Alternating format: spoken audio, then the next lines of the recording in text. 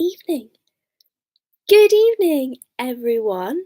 Hello and welcome back to Above Bound Storytelling Time, Bedtime Stories with me, Vicky. I'm going to say hello again. Hello and welcome to our bedtime stories with Above Bounds. The reason I've said hello twice is because we are live streaming our bedtime stories both on our Facebook page and our YouTube page. How exciting! So you can see us from both platforms, so we can share our stories to more viewers out there. I hope you're all well today and you've had a fantastic Saturday.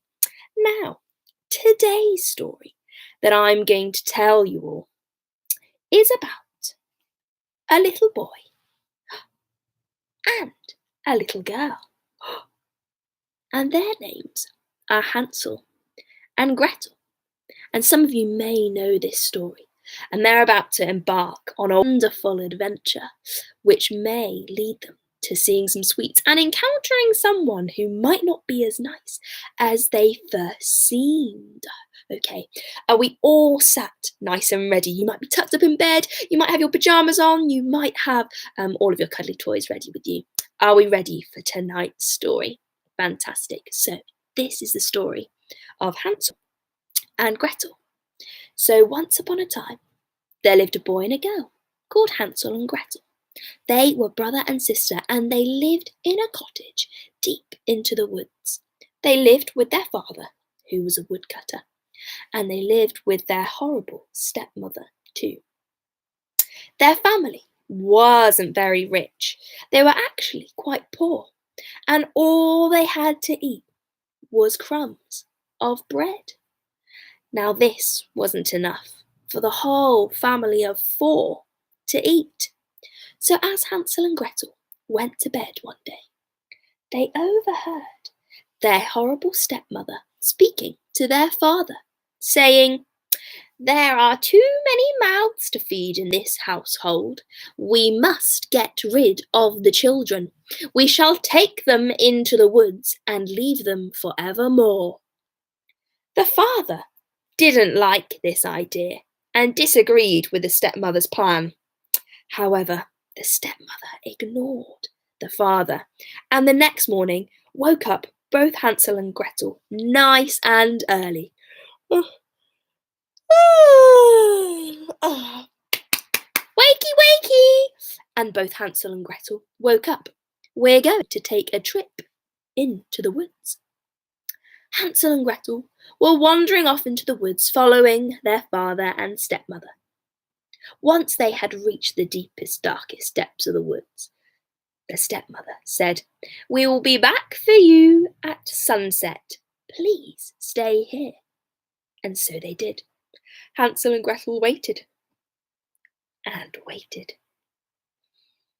and waited until it was nearly dark.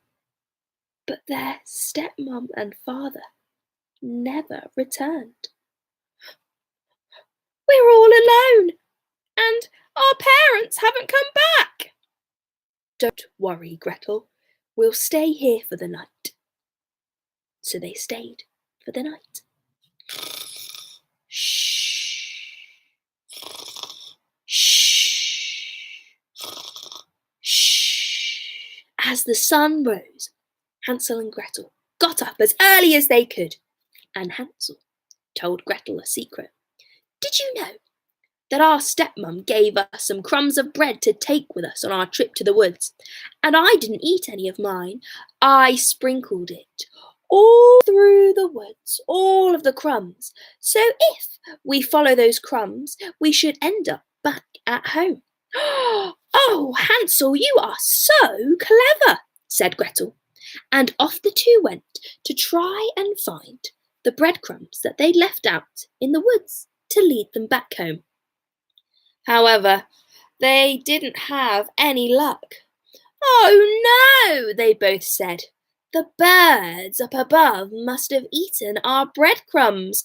I can't see any, meaning we can't get home." Oh dear, what do you think they're going to do next? Let's find out.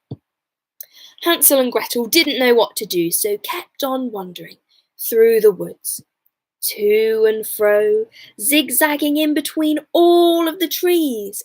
They were completely lost until all of a sudden they spotted a cottage in the middle of the forest. Now, this cottage wasn't just any old cottage, it was a cottage made of gingerbread and cakes. Yummy, said the two siblings. Oh, we're so hungry. We didn't even eat the breadcrumbs that we packed. The birds ate it instead. Hansel and Gretel were so hungry they couldn't help themselves, so they slowly tiptoed over to the cottage and had a nibble at the cakes and the gingerbread on the walls. Yummy. This is nice gingerbread. The two were satisfied from their eating and their feast they had by nibbling on the gingerbread house. But all of a sudden, they were frightened by the creak at the door. Ah!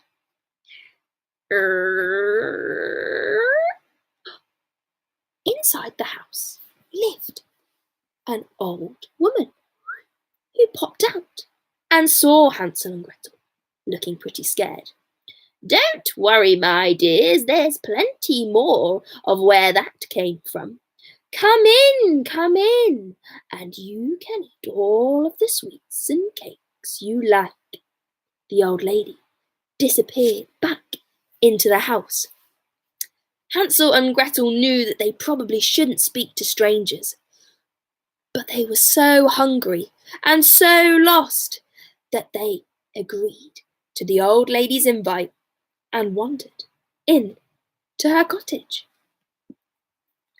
As they got inside, the old lady led them in, and they gorged on all of the sweets, cakes, and chocolates to their content.